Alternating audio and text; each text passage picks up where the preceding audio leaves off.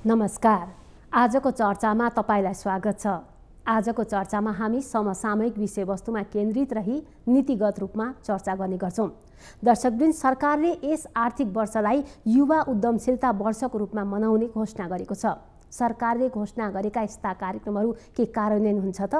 आज हामी यिनै विषयमा कुराकानी गर्न गइरहेका छौँ। कुराकानीका लागि आज हामीसँग हुनुहुन्छ राष्ट्रिय युवा परिषदका उपाध्यक्ष सुरेन्द्र बस्नेत। उपाध्यक्षज्यू, यहाँलाई स्वागत छ कार्यक्रममा। हजुर, धन्यवाद। हजुर, नेपालमा युवाको विकास गर्नको लागि भनेर 2072 सालको फागुनमा राष्ट्रिय युवा परिषदको गठन भएको छ। यो पनि लगभग 1 दशक हुन लागेछ, होइन? यो अवधिसम्म आइपर्दा अहिलेको वर्तमान युवाको अवस्थालाई यहाँले कसरी समीक्षा गर्नुहुन्छ? 2065 सालभन्दा अगाडिसम्म नेपालमा युवाका काम गतिविधि सरकारी तौरबाट शिक्षा मन्त्रालयको एउटा सानो कोठामा युवा महाशाखाको रूपमा सीमित थियो। युवाको निम्ति अलगै मन्त्रालय चाहिन्छ, युवाको निम्ति काम गर्न अलगै परिषद चाहिन्छ भन्ने एउटा अभियान चल्यो, बहस चल्यो र त्यसैको परिणामस्वरूप 2065 सालमा युवा तथा खेलकुद मन्त्रालय अलगै स्थापना भयो र त्यसले 2066 सालमा राष्ट्रिय युवा नीतिको प्रारम्भिक ड्राफ्ट तयार गर्यो। त्यसपछि 72 सालमा आइपुग्दा राष्ट्रिय युवा नीति 2072 क्याबिनेटबाट पारित भयो र त्यो सँगसँगै संसदबाट राष्ट्रिय युवा नीति 2072 पारित भइसके पछाडि तद अनुरूप चाहिँ 2072 साल फागुनको 19 गते चाहिँ राष्ट्रिय युवा परिषदको स्थापना भयो।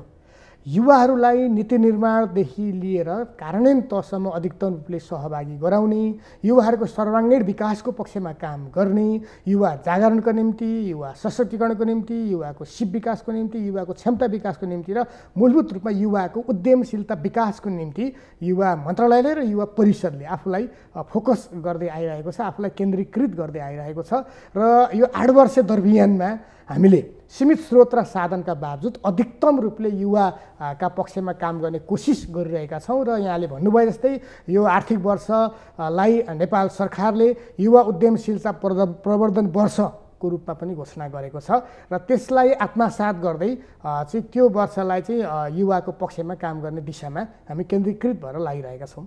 यहाँले एकदमै मिठो गरी जवाफ दिनुभयो। हामी अधिकतम प्रयासमा छौँ, अधिकतम स्रोत, सीमित स्रोत साधनका बावजुद अधिकतम प्रयास गरिराखेका छौँ।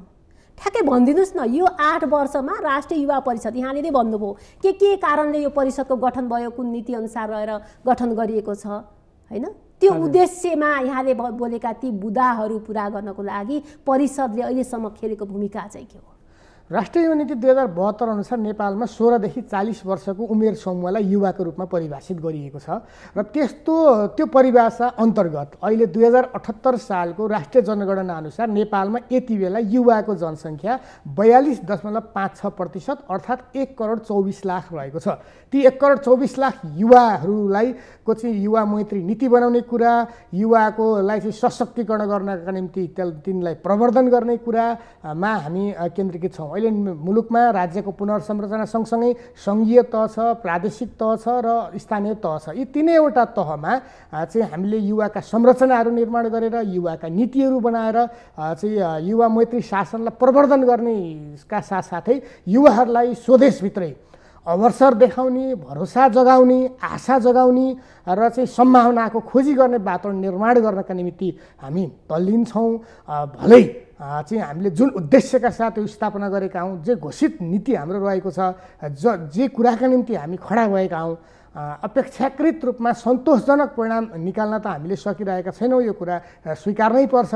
तथापि हामी मेहनत चाहिँ गरिरहेकै छौँ र हामी क्रमशः हाम्रो दायरालाई, हाम्रो क्षेत्रलाई, हाम्रो नतिजामुखी कार्यप्रणालीलाई अवलम्बन गर्दै अगाडि बढाउनका निम्ति दत्तचित्त भएर लागिरहेका छौँ र यो प्रयास जारी नै छ। युवाकोलाई स्वदेशमै रोजगारी दिनको लागि, युवाको सर्वाङ्गीण विकासको लागि यहाँहरू दत्तचित्त भएर लाग्नु भएको छ, होइन? एउटा तथ्याङ्कले के भन्छ भने नि, यो श्रम मन्त्रालयकै तथ्याङ्क हो। त्यसले चाहिँ जति पनि देशमा युवा छन् त्यसकोमा 17 लाख युवा चाहिँ यति बेला बेरोजगार छन्, होइन? जुन चाहिँ कुल श्रम शक्तिको 21.54% हुन आउँदो रहेछ। 4 लाख श्रम शक्ति उत्पादन हुन्छ देशमा वर्षमा, त्यसमा 40,000 बेरोजगार हुन्छन्। यो तथ्याङ्कले त तपाईँले भनेका ती कुरा कतै पनि मेल खाँदैन नि। अवश्य पनि नेपाली श्रम बजारमा 4 देखि 4.5 लाख नयाँ युवाहरू देखा पर्ने गरेको तथ्याङ्क एकातिर छ। अर्कातिर पछिल्ला तथ्याङ्कहरू भने 6 लाख मात्रै होइन, अहिले त 7 लाखभन्दा बढी युवाहरू चाहिँ कामको खोजीमा, अध्ययनको नाममा, विभिन्न नाममा विदेशी रहनु गएको छ। सरकारी औपचारिक डाटाहरू पनि त्यो अलिक तल देखिन्छ, तर अनौपचारिक रूपमा हेऱ्यो भने अहिले झन्डै 60 लाखभन्दा बढी नेपालीहरू संसारका विभिन्न देशमा छरिएर रहेको हामी पाउँदछौँ। त्यसो त अब कहिलेकाहीँ हामीले यो पनि हेरौँ, जति चाहिँ हरेक दिन चाहिँ 2000 चाहिँ एयरपोर्टबाट चाहिँ नेपालीहरू बाहिरिन्छन् भन्ने कुराकानी गर्दै गर्दाखेरि अर्को पनि एउटा पाटो छ, त्यसको चाहिँ कम चर्चा हुने गरेको छ। हरेक दिन झन्डै त्यति नै सङ्ख्यामा नेपालीहरू फिर्ता स्वदेश आउने गर्नुभएको पनि तथ्याङ्क चाहिँ छ। आउनुहुन्छ तर फेरि नटिकेर फर्केर फेरि विदेश जानुहुन्छ। हामीले त्यसलाई पनि हेर्नुपर्छ, हामीले फर्केर आएका ती नेपालीलाई कति टिकाउन सकेका छौँ। हो, यो चाहिँ सिङ्गो नेपाल सरकारको युवा तथा खेलकुद मन्त्रालयको अथवा राष्ट्रिय युवा परिषदको अहिलेको र सिङ्गो मुलुककै सबभन्दा अहम प्रश्न हो। आजको दिनमा युवाहरूले चाहिँ मुलुकभित्रै आफ्नो भविष्य देख्न नसकिरहेको, यहाँभित्र रमाउन नसकिरहेको, एकातिर संविधानले शिक्षालाई, स्वास्थ्यलाई, रोजगारलाई नागरिकको मौलिक हकको रूपमा संवैधानिक ढङ्गले ग्यारेन्टी गरेको छ। हरेक युवाले देशभित्रै रोजगारी पाउनु उसको मौलिक हक हो। यदि त्यो प्रचलन भएन भने कानुनमा गएर कानुनमा मुद्दा हालेपछि चाहिँ अदालतले उसलाई त्यो अधिकार प्रदत्त गर्नुपर्ने हुन्छ। तर अब हाम्रो सामर्थ्य, हाम्रो स्रोत तद अनुरूप त्यस ठाउँमा जान सकिरहेको छैन। यसो गर्दाखेरि एकातिर त्यो मौलिक हकलाई चाहिँ प्रचलन गर्दै कार्यान्वयन गर्दै अधिकतम रूपले युवाहरूलाई रोजगारीमा संलग्न गराउनु परेको छ भने अर्कातर्फ राज्यको सामर्थ्यले नभएको परिप्रेक्ष्यमा ती आम लाखौँ लाख युवाहरूलाई स्वदेशभित्रै उद्यमी बनाउनुको विकल्पै छैन, उद्यमशील बनाउनुको विकल्पै छैन। त्यसो भएकै हुनाले राष्ट्रिय परिषदकै सुरुवाती अगुवाईमा युवाहरूलाई सहुलियतपूर्ण कर्जा प्रदान गर्नका निमित्त चाहिँ सहुलियतपूर्ण कर्जाका लागि ब्याज अनुदान कार्यविधि 2075 अर्थ मन्त्रालयले पारित गरेको छ। त्यसलाई चाहिँ नेपाल राष्ट्र ब्याङ्कले त्यसको चाहिँ एउटा अनुगमन गरिरहेको छ। हामीले निरन्तर पैरवी गरिरहेका छौँ र युवाहरूलाई उद्यमी बन्नका निमित्त अब जब राज्यले वा सरकारले सबै युवाहरूलाई रोजगारी दिने सामर्थ्य पुर्याउँदैन भने यस स्थितिमा चाहिँ युवाहरूलाई लगानीको वातावरण निर्माण गर्ने, सानसाना क्षेत्रहरूमा र चाहिँ मुख्यतया सहुलियतपूर्ण कर्जा प्रदान गर्ने, त्यसका निम्ति तिनै तहका सरकारहरूले चाहिँ मार्ग प्रशस्त गर्ने र युवाहरूलाई चाहिँ त्यसमा इन्गेज गराउँदै अब आजको दिनमा रोजगारी मात्र होइन कि स्वरोजगार बन्ने बाटोमा, उद्यमशील बन्ने बाटोमै लाग्नुपर्छ। मलाई लाग्छ नेपाल सरकारले हाम्रै एउटा पैरवीकै परिणाम पनि स्वरूप यो वर्षलाई चाहिँ हामी यति बेला जनसाङ्ख्यिक लाभांशको एउटा विशिष्ट स्थितिमा पनि छौँ। युवाहरूको मुद्दा केन्द्रभागमा आएको छ, यत्र तत्र सर्वत्र युवाहरू नै छलफलको केन्द्रबिन्दुमा छन् र ती लाखौँ लाख युवाहरूलाई चाहिँ यो वा त्यो रूपले चाहिँ मुलुकभित्रै चाहिँ स्वरोजगार बनेर आत्मनिर्भर बनाउनका निमित्त के सङ्घीय सरकार, के प्रदेश सरकार, के 753वटै पालिका, के गैर सरकारी क्षेत्र, के निजी क्षेत्र सबै एकीकृत ढङ्गले लाग्नु जरुरी छ। हामी आफ्नो ठाउँमा जरुरतको कुरा भन्दा पनि यहाँले बडो मिठो शैलीमा भन्नुभएको छ कि यो जरुरत छ, हामी एकजुट हुनुपर्छ, हामीले छलफल अगाडि बढाएका छौँ। त्यो भन्नुभन्दा पनि युवा स्वरोजगार कोषबाट हामीले कति त्यस्ता युवालाई चाहिँ रोजगार दिन सक्यौँ अथवा कति युवालाई हामीले उद्यमी बनाउन सक्यौँ जो फेरि पनि एउटा सुन्दर भविष्यको कल्पना गर्दै विदेश गइसकेका युवाहरू पनि स्वदेश फर्किएका छन्। कतिलाई उद्यमी बनाउनु भयो यहाँले? युवा तथा खेलकुद मन्त्रालयलाई लाइन मिनिस्ट्री बनाएर काम गर्ने राष्ट्रिय युवा परिषद एउटा हाम्रो छ। अर्को त्यसै गरिकन युवा स्वरोजगार कोष छ।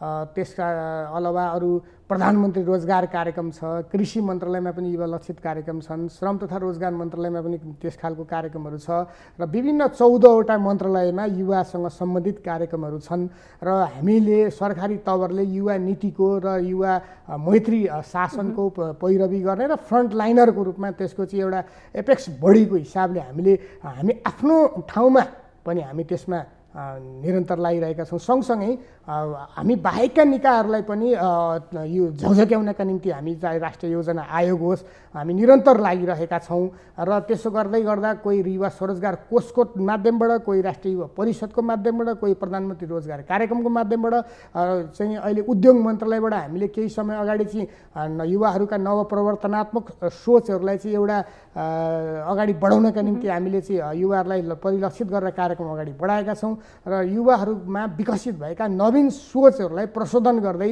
प्रवर्धन गर्दै सम्वर्धन गर्दै त्यसलाई ब्रान्डिङ गर्ने, त्यसलाई व्यवसायीकरण गर्ने, त्यसलाई व्यापारीकरण गर्ने, त्यसलाई बजारसम्म पुर्याउने र मुख्यतया युवाहरूमा विकसित भएको सोचलाई उद्यमसम्म र अन्ततगतमा उद्योगसम्म पुर्याउनका निम्ति यी सबै निकायहरूको एउटा साझा नेटवर्क बनाएर समन्वयात्मक ढङ्गले हामीले काम गरिरहेका छौँ। अवश्य पनि हाम्रो स्रोतको सापेक्षतामै हुने कुराहरू हो। त्यस हिसाबले केही हिजोको तुलनामा सकारात्मक आँकडाहरू पक्कै छ, तर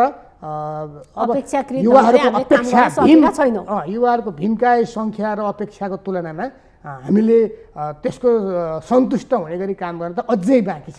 हजुर, संविधानको धारा 33ले चाहिँ रोजगारीको हकको व्यवस्था गरेको छ होइन, त्यसै गरी 34ले श्रमको हकको व्यवस्था गरेको छ, 42ले सामाजिक न्यायको हकको व्यवस्था गरेको छ, त्यसै गरी 43ले सामाजिक सुरक्षाको हकको व्यवस्था गरेको छ। संविधानका विभिन्न धाराहरूले विभिन्न हकको व्यवस्था गरेका छन्, तर हाम्रा ती युवाहरूले यो कुनै पनि हक उपभोग गर्न पाएका छैनन्। यहाँले पनि अघि भन्नुभयो 1500 देखि 2000सम्म युवाहरू बाहिर जानुपर्ने बाध्यता छ र 2 देखि 3 जना प्रत्येक दिन कफनमा बेरिएर आउनुहुन्छ। यहाँहरू जो चाहिँ त्यो नेतृत्व ठाउँमा जहाँ चाहिँ त्यसको कार्यान्वयन गर्ने तहमा बस्नु भएको छ, यहाँहरूले खालि नीति निर्माणका छलफलका होइन कार्यविधिका कुरा गर्नुहुन्छ कि त्यसको नतिजामुखी कार्यक्रम ल्याउनको लागि राष्ट्रिय युवा परिषदले यो आर्थिक वर्षमा कहाँ के गर्दैछ त्यो बताइदिनुहोस् न। होइन, हामीले अवश्य पनि विभिन्न युवा लक्षित कार्यक्रमहरू सञ्चालन गरिरहेकै छौँ। मुख्यतया कुरा जतिसुकै घुमाए पनि आखिर अहिलेको प्रधान चाहिँ विषय भनेको युवाहरूलाई स्वरोजगार बनाउने नै कुरा हो, उद्यमी बनाउने नै कुरा हो, आत्मनिर्भर बनाउने नै कुरा हो। सँगै हामीले नेतृत्व विकासको पक्षमा युवाहरूको अनि सर्वाङ्गीण विकासको पक्षमा नै हामीले काम गर्छौँ। खास गरी 16-40 को युवाहरूलाई पनि दुईटा भागमा हामीले विभक्त गरेका छौँ। 16 देखि 24 वर्षको उमेरसम्म एउटा क्याटेगोरी छ भने 25 देखि 40 सम्मको अर्को क्याटेगोरी। 16 देखि 24 को उमेरसम्मका युवाहरूलाई मुख्यतः हामीले सिक्ने, सिकाउने र नेतृत्व विकासको, क्षमता विकासको पाटोमा फोकस गर्ने गर्दछौँ। त्यस अन्तर्गत हामीले आज युवाहरू चाहिँ युवाहरूमा देशभक्तिको पक्ष कमजोर भएको, सामाजिकीकरणको पक्ष कमजोर भएको, सामूहिकताको पक्ष कमजोर भएको, सामाजिक र नैतिक मूल्यको पक्ष कमजोर भएको हामी यदाकदा देख्ने गर्दछौँ। त्यसो भएर त्यो कलिला उमेर समूहका युवाहरूको नेतृत्व विकास, क्षमता विकासका एक खालका कार्यक्रमहरू हाम्रा छन्, जस अन्तर्गत हामीले नमुना संयुक्त राष्ट्रसङ्घीय अभ्यास हामीले सञ्चालन गर्दै गर्दछौँ, सङ्घीय नमुना युवा संसद सञ्चालन गर्ने गर्दछौँ, विभिन्न प्रदेशमा प्रादेशिक युवा संसदहरू नमुनाको रूपमा सञ्चालन गर्ने गर्दछौँ र पालिकाहरूमा पनि चाहिँ कार्यपालिकाको नमुना बैठकको अभ्यास गर्ने गर्दछौँ। ती अभ्यासहरू मार्फत युवाहरूको नेतृत्व र क्षमता विकास मात्रै र ती निकायहरू कसरी चल्छन् भन्ने मात्रै सिकाउने होइन कि युवाहरूले त्यहाँनिर भएका समस्याहरू के हुन्, युवाहरूका मुद्दा के हुन्, युवाहरूका एजेन्डा के हुन् र त्यहाँका नीति निर्माताहरूले तिनलाई कसरी चाहिँ एड्रेस गर्नुपर्दछ भन्ने कुरा उहाँहरूकै बिचमा राखेर गरिने हुनाले एउटा पाटो हाम्रो त्यो हो। अर्को पाटोमा चाहिँ उद्यमशीलताको पाटो अन्तर्गत हामीले चाहिँ राष्ट्रिय युवा परिषद, त्यसपछि विभिन्न नगरपालिका र गाउँपालिकाहरू र अर्को तेस्रो पक्षको रूपमा वित्तीय संस्था, ब्याङ्किङ संस्थाहरू, काहीँ त्यो राष्ट्रिय वाणिज्य ब्याङ्क होला, काहीँ कृषि विकास ब्याङ्क छ, अरू विभिन्न निजी क्षेत्रका ब्याङ्कहरूसँग त्रिपक्षीय साझेदारीमा हामीले चाहिँ युवाहरूलाई सहुलियतपूर्ण कर्जा सहजीकरणका लागि उद्यमशीलता र वित्तीय साक्षरता तालिम भनेर हामीले 7 दिने कार्यक्रम युवाहरू चाहिँ पालिकाले नै युवाहरू छनौट गर्नुहुन्छ प्रत्येक वडाबाट र हामीले ILO सर्टिफाइड ट्रेनरहरूको माध्यमबाट चाहिँ युवाहरूलाई कसरी आफ्नै गाउँघरको स्रोत साधनको उपयोग गरेर चाहिँ थोरै लगानीमा नै उद्यमी कसरी बन्न सकिन्छ, राज्यका विभिन्न निकायहरूले त्यसलाई कसरी सहजीकरण गर्न सक्दछन्, ब्याङ्किङ संस्थाहरूले त्यसलाई कसरी सहजीकरण गर्न सक्दछन् भन्ने कुरा तीनवटै पक्षको उपस्थितिमा युवाहरूलाई जुटाएर चाहिँ आफ्नो हक र अधिकार, अघि यहाँले विभिन्न संवैधानिक हक जो युवाका छन् तिनलाई चाहिँ प्रचलन गर्नका निमित्त, तिनलाई कार्यान्वयन गर्नका निमित्त हामीले त्यस ढङ्गको कार्यक्रम पनि हामीले सञ्चालन गर्ने गर्दछौँ। त्यो सँगसँगै चाहिँ नयाँ नवीनतम सोच बोकेका युवाहरूलाई हामीले देशव्यापी रूपमा आह्वान गरेका छौँ र त्यसलाई हामीले छनौट गरेर क्रमशः प्रतिस्पर्धात्मक ढङ्गले छनौट गर्ने पनि हाम्रा कतिपय कार्यविधिहरू रहेका छन्। हामीले एक विद्यालय एक उद्यम भनेर चाहिँ सामुदायिक विद्यालयमा पढ्दै विद्यालयभित्रै चाहिँ उद्यमी बन्ने हिसाबले पनि हामीले कार्यक्रम सुरुवात गऱ्यौँ। यो अलिक अगाडिकै सुरुवात हो र पछिल्लो चरणमा हामीले त्यो शिक्षा मन्त्रालयलाई त्यो कार्यक्रम हस्तान्तरण गऱ्यौँ र अहिले त्यो पढ्दै कमाउँदै कार्यक्रमको रूपमा त्यो अगाडि गएको छ। त्यसै गरिकन हामीले चाहिँ युवाहरूलाई सही बाटो देखाउनका निमित्त युवा परामर्श कार्यक्रम सञ्चालन गर्ने गर्दछौँ। अहिले झन्डै 1200 जति युवाहरूलाई जो हामीले खुल्ला आवेदनको आधारमा चाहिँ मागको आधारमा मुख्यतया सीमान्तकृत दलित महिला समुदायका झन्डै 1200 युवाहरूलाई चाहिँ नेपालभित्र केही छ है, लोकसेवा आयोग एउटा त्यस्तो निष्पक्ष संस्था हो जहाँ क्षमता देखाएर नाम निकालेर जान सकिन्छ, सबै नराम्रै मात्रै मानक हाम्रो देशमा छैनन् भन्ने हिसाबले करिब 1200लाई हामीले चाहिँ लोकसेवाको चाहिँ त्यो एउटा तयारी कक्षा सञ्चालन गर्ने काम पनि हामीले अनलाइनको माध्यमबाट हामीले त्यो पनि गरिरहेका छौँ। स्वयंसेवक विकास तथा परिचालन अन्तर्गत समाजका विकृति र विसङ्गतिहरूबाट चाहिँ मुक्त गर्दै अहिले भूकम्पदेखि लिएर चाहिँ हामी कर्णालीका क्षेत्रमा अरू दैविक प्रकोपदेखि लिएर बाढी पहिरोदेखि लिएर चाहिँ दलित जुन जातीय छुवाछुत लगायत जन्य समस्याहरू छन्, स्वास्थ्यका समस्याहरू छन्, मानसिक स्वास्थ्यका समस्याहरू छन्, यी विषयहरूमा पनि युवाहरूलाई हामीले चाहिँ एउटा स्वयंसेवी भावनाका साथ स्वयंसेवकको रूपमा तयार गर्ने, विकसित गर्ने र तिनलाई लक्षित स्थानमा चाहिँ परिचालित गर्ने कामको पनि हामीले चाहिँ नेतृत्व र अगुवाई गर्दै आइरहेका छौँ। र हामीले ती यो अघि भनिएका छनौट भएका युवाहरूलाई चाहिँ एउटा इन्क्युबेसनमा राखेर चाहिँ हामीले उनीहरूलाई चाहिँ विभिन्न चाहिँ जस्तो ब्याङ्किङ संस्थाहरूमा अथवा चाहिँ इन्क्युबेसनको क्षेत्रमा राष्ट्रिय के अरे उद्योग वाणिज्य महासङ्घदेखि लिएर अन्य कतिपय संस्थाहरू छन् निजी क्षेत्रका पनि, त्यहाँ पनि युवाहरूलाई चाहिँ परिचालन गर्नुभएको छ होइन। यहाँको कुरा सुनेर म सुने भएँ, यति धेरै लामो कुरा, यति धेरै काम गर्नुभएको छ कि यो हेर्दाखेरि विद्यालय तहदेखि नै उद्यमी बनाउनेदेखिका कार्यक्रम छन् होइन। यो सुन्दाखेरि त यस्तो लाग्छ कि कहीँ कतै युवाहरू बेरोजगार हुनै नपर्ने होइन, बेरोजगारीको कारण रोजगारीको लागि विदेश जानै नपर्ने, यी कुराहरू साँच्चीकै व्यवहारमा कार्यान्वयन यदि भइदिने हो भने त्यो देखिन्छन्। र यहाँले भन्नुभएको छ हामीले चाहिँ कति आह्वान गर्छौँ, स्वरोजगार कोषबाट रकम पनि दिन्छौँ भन्ने कुराहरू छन्, त्यो पनि साँच्चीकै राम्रो सुनिन्छ। तर के साँच्चै ती लक्षित वर्ग जसलाई यो कुरा आवश्यकता छ त्यहाँसम्म हाम्रा यी कार्यक्रमहरू पुग्न सकेका छन् त? एउटा कुरा के रहेछ भने हेर्नुहोस्, कतिपय मान्छे हामीले भेट्यौँ नेहाजी, कुनै राजधानीबाट प्रतिष्ठित आङ्गिक कलेजको क्याम्पस प्रमुख हुनुहुन्छ, झन्डै प्राध्यापकहरू विशिष्ट श्रेणीकै सरहको सेवा सुविधा पनि हुन्छ। म नाम लिन चाहन्न, क्याम्पस प्रमुख भइरहेको मान्छे पनि डिबी परेर चाहिँ विदेश जानेहरू पनि हुनुहुन्छ। कतिपय 20-25-30 हजार जागिर खाने साथीहरू पनि चटक्कै छोडेर चाहिँ अलिक युरोप अमेरिका जान पाउनुभयो भने जानुहुन्छ। एउटा यस्तो तबका छ जो राम्रै जागिर पाए पनि त्योभन्दा धेरै प्राप्त गर्ने लालसाले गर्दाखेरि विदेशी नै क्रम त एउटा नरोकिएला होइन। हामीले अवलम्बन गरेको नीति जो छ त्यस हिसाबले पनि हामीले चाहिँ बन्धनमा एउटा लोकतान्त्रिक सरकारले सबैलाई रोक्न त नसक्ला। मैले भन्न खोजेको कहाँनिर हो भने एक थरी मान्छे त जसरी पनि जाने पनि एउटा तबका त छ नै, तर फेरि सबै त्यस्तो छैन होइन। त्यसो गर्दाखेरि जाने त्यो समूह छ भन्दा पनि त्यो कलेजको प्रोफेसर अथवा त्यो उच्च तहका व्यक्तित्वहरू किन हामीले थेगाउन सकेका छैनौँ, किन राज्यले चाहिँ यहीँ राख्न सकेको छैन भन्ने नै मूलभूत प्रश्न हो नि होइन र। भनेपछि त्यो व्यक्ति त जान्छ भने अन्यहरूको हकमा चाहिँ के खालको अवस्था होला जसले गर्दा उनीहरू यो देशमा यहाँले कति धेरै राम्रा कार्यक्रम नीतिमा, कार्यक्रममा, योजनामा कति राम्रा कुरा गर्नुभएको छ, तर किन थेग्न सकेका छैन त, किन टिकाउन सकेका छैनौँ त हामीले? होइन, यही त आजको केन्द्रीय प्रश्न हो जुन नेपाल सरकारदेखि लिएर हामी जस्ता सबै निकायहरूले यसको उत्तर खोज्नका निम्ति अहोरात्र खटिरहेका छौँ, लागि परिरहेका छौँ।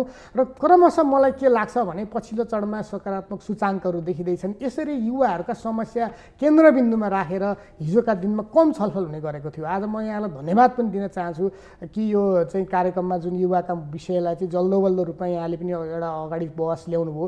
पछिल्लो चरणमा हेर्दै जाँदा चाहे त्यो योजना आएको कोणबाट होस्, प्रधानमन्त्री स्वयंसँग हाम्रो पटक छलफल कुराकानीहरू भइरहेको छ। सरकारले जुन अघि हामीले सुरुमै चर्चा गऱ्यौँ युवा उद्यमशीलता प्रवर्धन वर्ष भनेर जसरी घोषणा गर्यो, स्थानीय तहमा सिधै युवालाई नै लक्षित गरेर जे जस्ता कार्यक्रमहरू पनि जसरी अहिले सरकारले अगाडि सारिरहेको छ, यी सबैको निष्कर्ष यो हो कि युवा साँच्चै चाहिँ ब्रेन ड्रेनको चाहिँ समस्या निकै डरलाग्दो गरी अगाडि बढ्यो। अब ब्रेन गेनतिर पनि हामीले लानुपर्छ। विदेशबाट फर्केर आएका युवाहरूले सिकेका ज्ञानलाई, सिपलाई, क्षमतालाई र उहाँहरूले आर्जन गरेर ल्याएको पुँजीलाई स्वदेशभित्र चाहिँ एउटा सहजीकरण गरिदिएर राज्यले अलग्गै नीति बनाएर चाहिँ एउटा वातावरण बनाइदियो भने चाहिँ विदेश भएका मान्छेहरू थुप्रै फर्किने प्रकारको वातावरण पनि यहाँ बन्छ। अघि यहाँले भन्नुभयो जस्तो ठुलो आशा बोकेर विदेशबाट फर्केर आएका युवाहरू आउनुभयो, तर फेरि टिक्ने वातावरण बने भन्ने जो सन्दर्भ छ त्यस खालका युवाहरूलाई राज्यले अलिकति जसरी हिजो 7 सालमा मुलुकमा परिवर्तनका लागि, लोकतन्त्रका लागि लड्नेलाई प्रजातन्त्रका सेनानी भनेर एउटा सम्मान जसरी दिएको थियो नि, म त आज के लाग्छ भने यो देशको अर्थतन्त्र के अरे चाहिँ टाट पल्टिनबाट यदि केही कारणले सबैभन्दा ठुलो बचेको छ भने त्यो त विदेशबाट हाम्रो दाजुभाइले पठाएको एउटा रिमिटेन्सले नै हो। यस हिसाबले त्यस खालको युवाहरूलाई हिजो चाहिँ हामीले एउटा यो अर्थतन्त्रको सेनानी, हाम्रो राष्ट्रिय अर्थतन्त्र ठेक्ने धान्ने सेनानीको रूपमा उहाँले काम गर्नुभएको छ र त्यसलाई कदर गर्दै त्यसलाई सम्मान गर्दै तर फेरि उहाँहरूको त्यो सिप ज्ञानलाई त्यो पुँजीलाई देशभित्र प्रयोग गर्नका निमित्त चाहिँ बिना धितो बिना ब्याज हुन्छ कि अथवा चाहिँ अलग्गै नीति बनाएर हुन्छ कि रिटर्नी युवाहरूलाई हामीले अलग्गै प्रकारले सम्बोधन गर्नुपर्छ र उहाँहरूलाई राष्ट्र विकासको मूल प्रवाहमा शरीक बन्नका निम्ति आह्वान पनि गर्नुपर्दछ र त्यो खालि अब राष्ट्रियताको गीत गाएर राष्ट्रियताको सारङ्गी रेटेर भाषण मात्रै गरेर कविता भनेर त हुनेवाला छैन। म यहाँसँग सहमत छु। हामीले यहाँ त त्यो गर्नुपर्छ भन्दा नि त्यो भएका कुरालाई व्यवहारमा ठ्याक्कै कार्यान्वयन गर्ने तहमा यहाँ हुनुहुन्छ। गर्नुपर्छ भन्ने अन्य व्यक्तिहरूले होला। यहाँले कार्यान्वयन गर्ने तहमा भइसकेपछि हामीले हिजोको दिनभन्दा आजका दिनमा ती कुराहरूबाट माथि उठेर जो चाहिँ लक्षित वर्ग हुन्, होइन, हुनसक्छ सबैजना पार्टी राजनीति भन्दा पनि माथि उठेर जसलाई जे आवश्यकता छ ती व्यक्तिहरूलाई हाम्रा कार्यक्रमहरू ती व्यक्तिसम्म पुर्याउनको लागि यसरी काम गरिरहेछ राष्ट्रिय युवा परिषदले भनेर भन्न सक्नु पर्यो नि।